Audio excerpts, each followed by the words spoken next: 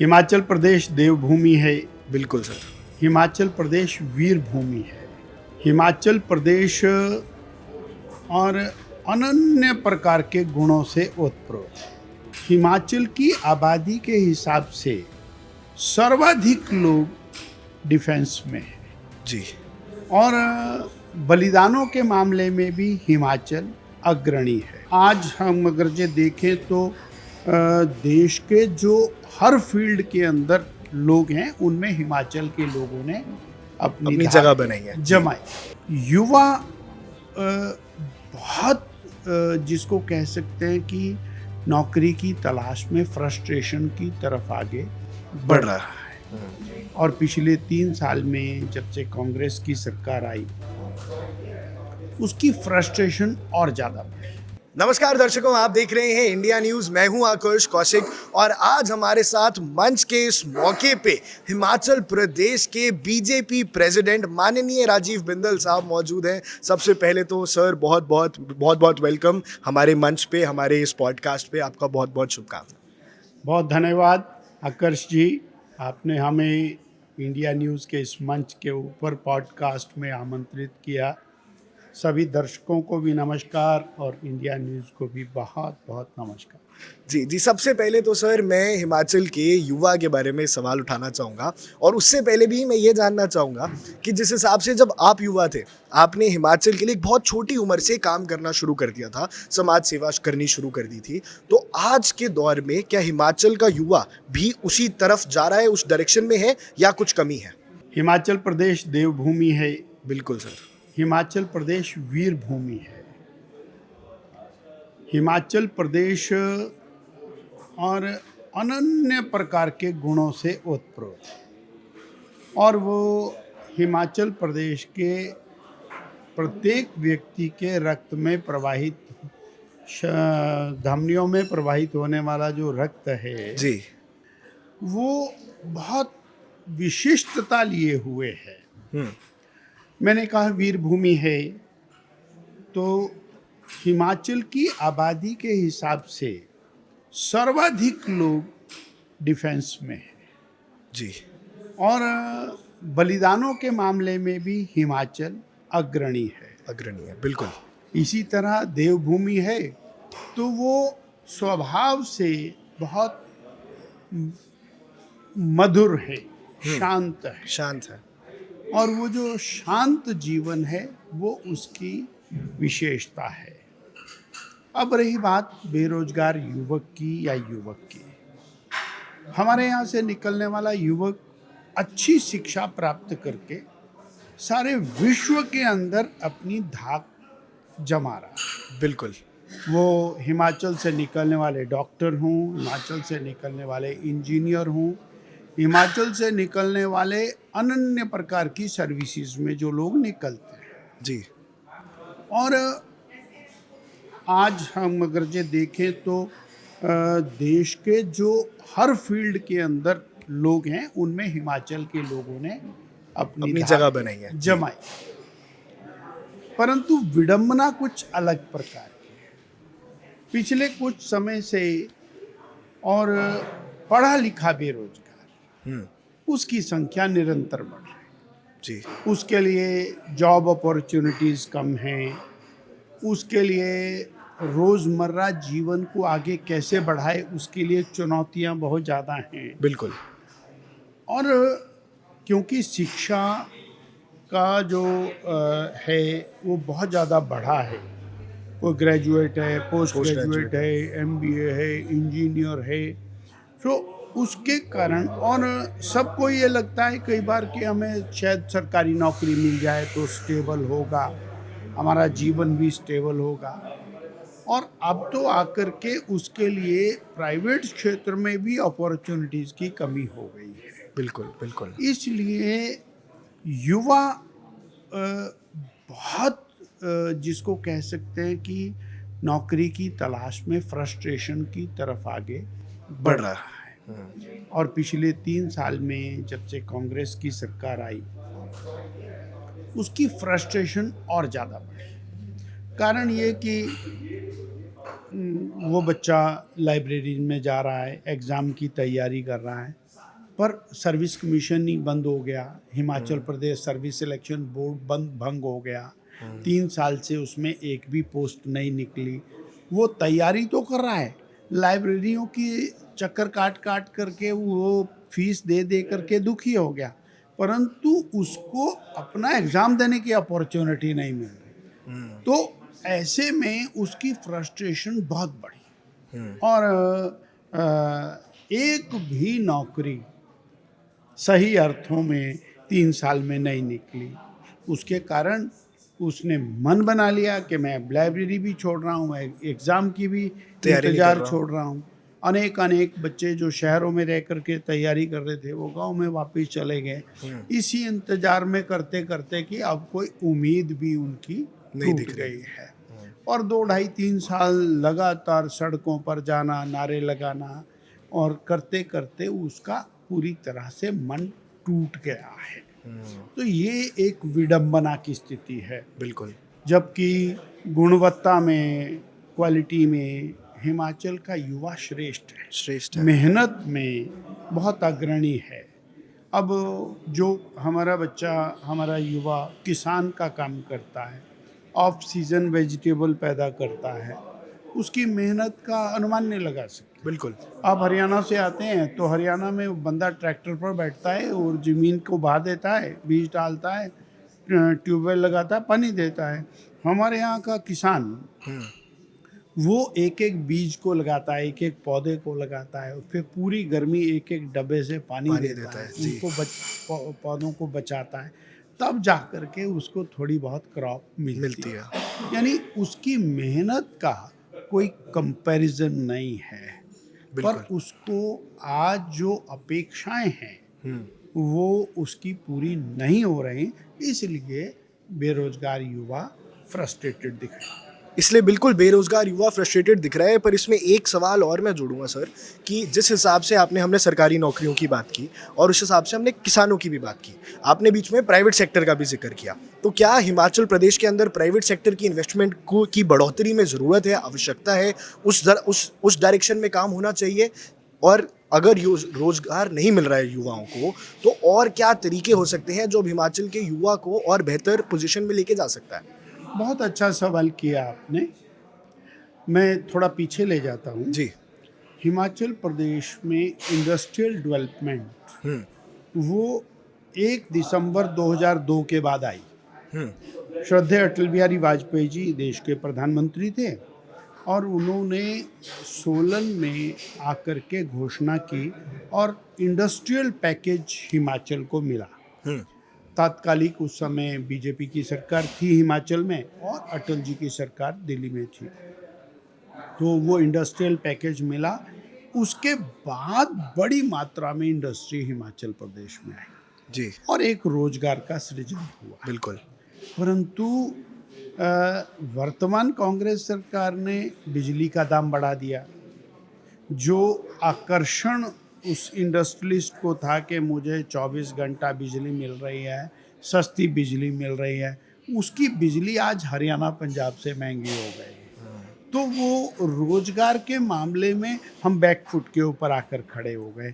वो इंडस्ट्रियलिस्ट, उसका प्रमोशन बंद हो गया, नई इंडस्ट्रीज आनी बंद हो गई, पुरानी इंडस्ट्री जिसका पैकेज ख़त्म हो गया वो जाने की तैयारी करने लग गया।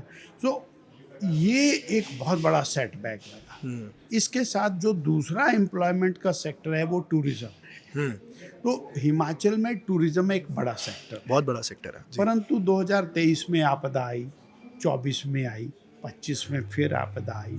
उसका एक मैसेज देश भर में ये चला गया कि अभी फॉर द टाइम बीइंग असुरक्षा है, तो थोड़ा उन्होंने बैकफुट पर अपने को रखा और सरकार ने भी उस दिशा में कोई ऐसा कदम नहीं उठाया जिसके कारण टूरिज़्म इंडस्ट्री बढ़े। टूरिज़्म इंडस्ट्री के अंदर उनको बिजली उनको महंगी हो गई, बाकी सुविधाएं उनको महंगी हो गई और कोई नया यूनिट आना चाहता है तो उसको किसी भी प्रकार की फैसिलिटी वर्तमान सरकार ने नहीं दी। उसके कारण भी रोजगार बैकफुट पर आया जी। और तीसरा है हमारा ऑर्चर्ड्स हैं, हॉर्टिकल्चर है, एप्पल है, बाकी ऑफ सीजन वेजिटेबल है, टमाटर है, बाकी चीज़ें हैं, फूलों की पैदावार है। ये सारी वो चीज़ें हैं जो बहुत बड़ी मात्रा में इनपुट मांगती हैं, जी। और हमारा हिमाचली इसमें इनपुट कर भी रहा है, पर उसका आउटपुट बढ़ना चाहिए। उस दिशा के अंदर भी अभी सरकार वो सब कुछ नहीं कर पा रही जो उसको करना चाहिए। और मैं तो यहाँ तक कहूँगा कि सरकार का नेगेटिव एटीट्यूड है एग्रीकल्चर के लिए, हॉर्टिकल्चर के लिए। जैसे उदाहरण के लिए हमारी एग्रीकल्चर यूनिवर्सिटी है पालमपुर में, और चौधरी श्रवण कुमार यूनिवर्सिटी के नाम से वो चलती है। वो एक बहुत बड़ा कैंपस है। उस कैंपस की लैंड को, यानी यूनिवर्सिटी को बढ़ाना चाहिए, उसको सेंटर से जोड़ना चाहिए, स्टूडेंट बढ़ने चाहिए, उसके अंदर क्वालिटी बढ़नी चाहिए, उसकी बजाय उसमें जो लैंड है उस लैंड को प्राइवेट सेक्टर को देने की तैयारी ये सरकार कर रही है। यानी एग्रीकल्चर यूनिवर्सिटी जो हिमाचल के लिए सर्वाधिक महत्वपूर्ण है, वहाँ से वो भूमि काट करके केवल और केवल कुछ लोगों को बेनिफिट देने का एक योजना। तो इसलिए जो डिसइल्यूजनमेंट है वो बढ़ रही है, वो बढ़ रहा है। यानी विश्वास कम हो गया, विश्वास खत्म हो गया कि सरकार हमारे लिए कुछ इस प्रकार का करेगी। और जो केंद्र सरकार की योजनाएं हैं जिसमें और बहुत कम ब्याज के ऊपर लोन देने का मामला है, उन योजनाओं का भी सही तरीके से इस्तेमाल प्रदेश की सरकार उन युवकों के लिए नहीं कर रही, जिसके कारण और बहुत परेशानी में वो जो युवक है। जी, अभी आपने टूरिज्म की एक बात की और बिल्कुल आपने सही तरीके से पॉइंट आउट भी किया, पर टूरिज्म और टूरिज्म के लिए इंफ्रास्ट्रक्चर, जैसा कि आपने कहा कि जो आपदाएं आ जाती हैं उसकी वजह से अब लोग शायद हिमाचल जाने के लिए थोड़ा बैकफुट पे आ गए, तो उसमें आपकी दिमाग में ऐसे कौन कौन से स्पॉट्स हैं हमारे हिमाचल के अंदर कि यहाँ पे टूरिज्म बूस्ट करने के लिए इंफ्रास्ट्रक्चर पे और खर्चा किया जा सकता है? कुछ है आपके दिमाग में ऐसा? बड़ा अच्छा सवाल है। हिमाचल प्रदेश को श्रद्धेय नरेंद्र मोदी जी ने पिछले 10 साल में ऐसी स्थिति में लाके खड़ा किया है कि हिमाचल निरंतर आगे बढ़े। उदाहरण के लिए कीरतपुर पंजाब में है, वहाँ से एक 4 लेन हाईवे मनाली के लिए बना है। अब वो जो 4 लेन हाईवे है उसने डिस्टेंस को बहुत कम कर दिया। उसके अंदर टनल्स हैं, उसके अंदर बड़े बड़े ब्रिजेस हैं, उसके अंदर जो गोविंद सागर है उसके ऊपर ब्रिजेस हैं, और उसके कारण जो व्यक्ति 10 घंटे में मनाली पहुंचता था आज वो 5 घंटे में मनाली पहुंचता है। इसलिए टूरिस्ट का फ्लो, और वो 60 किलोमीटर 70 किलोमीटर की स्पीड के ऊपर एंजॉय करता हुआ गाड़ी लेकर के जाता है। ये इंफ्रास्ट्रक्चर जो नरेंद्र मोदी की सरकार ने दिया उसका कोई मैच नहीं। उसके बाद लाहौल के लिए टनल बनी, और वो टनल भी बीजेपी की, मोदी जी की, अटल जी की देन है। बिल्कुल। इस तरह से 4 लेन हाईवे कांगड़ा से शिमला, मटौर से और मंडी, ये 4 लेन हाईवेज का निर्माण हो रहा है।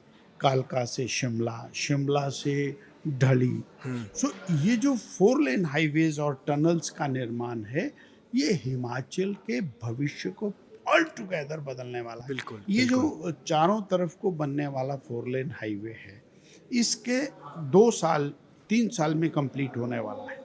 2-3 साल में कंप्लीट होते ही, पर उसमें प्रदेश सरकार का एक पॉजिटिव एटीट्यूड वो दिखाई देना चाहिए, वो नहीं दिखाई देता। मैं उदाहरण के लिए बोल रहा हूँ कि हिमाचल प्रदेश रेलवे नेटवर्क के ऊपर कहीं नहीं है। हमारे यहाँ जो नैरो गेज रेलवे है वो अंग्रेज़ों ने बनाई, 1903 में बनाई, उसके बाद चले आ रही। अब बीजेपी की सरकार ने और रेलवे को एक्सटेंड किया। एक्सटेंशन इस गति से चल रहा है कि बिलासपुर हम लोग रेलवे लेकर के पहुंच गए। परंतु प्रदेश की सरकार ना तो अपना शेयर दे रही है, ना ही लैंड एक्विजिशन का पैसा दे रही है, और जो पैसा वहाँ क्लब होकर के आता उसको प्रदेश उसको उठाने में काम कर रही हैं। यानी वो रेलवे जो तेज गति से आगे बढ़नी चाहिए, हिमाचल के लिए एक नई लाइफलाइन तैयार हो रही है। अब वंदे भारत आज हिमाचल में रुकती है, हिमाचल के कई स्टेशनों कई के स्टेट्स में ऊपर रुकते हैं, रुकती जी। है। दिल्ली से सीधा हम वंदे भारत के माध्यम से हिमाचल घुस जाते हैं, वही सीधा बिलासपुर जाएगी, वही मंडी जाएगी, वही और लेह लद्दाख के लिए प्रपोज्ड है। सो ऐसे में इंफ्रास्ट्रक्चर डेवलपमेंट में केंद्र का बहुत बड़ा योगदान हिमाचल के लिए। प्रधानमंत्री ग्राम सड़क योजना है, निरंतर उसके लिए पैसा मिल रहा है। उस पैसे का सही उपयोग, उस पैसे का प्रॉपर यूटिलाइजेशन उसी मद के ऊपर करना ये चाहिए। नितांत आवश्यक है, which is lacking. Which is absolutely lacking. बिल्कुल बिल्कुल ठीक बात है आपकी कि जिस हिसाब से ट्रांसपोर्ट आ रहा है, जिस हिसाब से इंफ्रास्ट्रक्चर चारों तरफ से बन गया है, हिमाचल का भविष्य जो है वो बहुत उज्जवल है और हिमाचल के टूरिज्म को भी और आगे ले जाना चाहिए। पर एक तरफ मैं और आऊँगा, जो हिमाचल के हमारे टूरिस्ट स्पॉट्स हैं, जैसे आपने अभी पालमपुर का जिक्र किया, कांगड़ा का जिक्र किया। अब पालमपुर में बिरबिलिंग है जो दुनिया की सेकेंड लॉन्गेस्ट पैराग्लाइडिंग कराता है। अब ये सारी जो गुण हैं हिमाचल के अंदर, ये जो वर्ल्ड क्लास टूरिस्ट फैसिलिटीज़ हैं, ये जो आपने पैराग्लाइडिंग का स्थान बताया जी है, जी, जो और 4 लेन हाईवे बन रहा है जो पठानकोट से और मंडी को कनेक्ट करेगा, उसके बीच में आ रहा है। और वो 4 लेन हाईवे बनने से पठानकोट से इस पैराग्लाइडिंग प्लेस के लिए हार्डली 2.5 घंटे लगे। हाँ, तो ये तो वो बिल्कुल सब कुछ बदल के रख देगा। और पठानकोट एयरबेस भी है, पठानकोट रेलवे बेस भी है, और पठानकोट से यदि हमको सीधा और 2.5 घंटे में हम पैराग्लाइडिंग स्थान के ऊपर पहुंचते हैं, जो दुनिया का सबसे सुंदर स्थान है, बिल्कुल, तो उसमें जी बिल्कुल बिल्कुल सही बात है आपकी। अब एक दर्शकों के लिए आखिरी में, जो हिमाचल की जनता है, जो देश की जनता है, जो हिमाचल में घूमना भी जाना चाहती है, हिमाचल को देवभूमि मानती है, उन्हें आगे की तरफ देखना चाह रही है, और हिमाचल की जनता के लिए आपका कोई विशेष मैसेज, कोई विशेष टिप्पणी, तो प्लीज़ दर्शकों के लिए। हिमाचल प्रदेश तेज गति से आगे बढ़ रहा था। 2022 में चुनाव आए और 2022 के चुनाव तक प्रदेश की सड़कों के निर्माण की गति, पेयजल योजनाओं के निर्माण की गति, हेल्थ इंस्टीट्यूशंस के निर्माण की गति और हेल्थ की और सोशल सर्विस स्कीम्स की गति काफ़ी अच्छी थी। 2022 के अंदर एक आकर्षण गारंटियों के नाम पर दिया गया। उस आकर्षण ने कुछ परसेंट वोटर्स को शिवर किया, चेंज किया, और उसके कारण सारी स्थितियां बदल गई और हम एक बैकफुट के ऊपर आकर खड़े हुए। जो सत्ता झूठ के आधार पर बनी, वो सत्ता कभी और जनहित की नहीं हो सकती। ये आज हमको दृष्टिकोण अपनाने की आवश्यकता है। हम जो कर्म से बेहतर है, जिसकी और कार्यशाली पहले से दिखाई दे रही है, हम उसके प्रति और अपना आशीर्वाद प्रदान करें। जी, अन्यथा क्या होगा कि चुनाव के समय में तरह तरह के आकर्षण डालना, चाहे वो झूठी गारंटी हो, चाहे झूठे वायदे हों, चाहे जो मर्जी हो, उसके आधार पर अच्छा हिमाचल में number of voter is very not that big, तो उसके कारण क्या होता है 2000, 3000, 4000 वोट से सारी कॉन्स्टिट्यूंसी बदल जाती पलट जाती है। है। और हम जब उसको आकर्षण देते हैं और वो आकर्षण में आ जाता है, तो फिर हम दोबारा एक गलती की तरफ को चले जाते हैं। आज केंद्र में मोदी जी की सरकार है और वो एक प्रोग्रेसिव गवर्नमेंट है, और ये दुनिया मानती है। बिल्कुल, वो मैं नहीं कहता, दुनिया सब मानती है, दुनिया जी। कहती है। उस प्रोग्रेसिव गवर्नमेंट के साथ मिलकर हम प्रोग्रेसिव हिमाचल बना सकते हैं। हमें एक ऐसी गवर्नमेंट चाहिए जो केंद्र की सरकार के साथ कदम से कदम मिला करके हिमाचल के विकास को सुनिश्चित करे। दिस इज़ व्हाट नीडेड, और ये हिमाचल की जनता इस दिशा में विचार कर भी रही है और करे। और बिल्कुल कर रही है। हिमाचल की दशा भी सरकार के साथ, केंद्रीय सरकार के साथ मिलके प्रोग्रेस करना चाहती है, ऐसा ही कह रहे हैं राजीव बिंदल साहब। बाकी दर्शकों, देश और दुनिया से जुड़ी तमाम बड़ी खबरों के लिए आप इंडिया न्यूज़ के साथ बने रहिए और मंच में ऐसे ही देश के बड़े नेताओं के साथ वाद विवाद करते रहिए।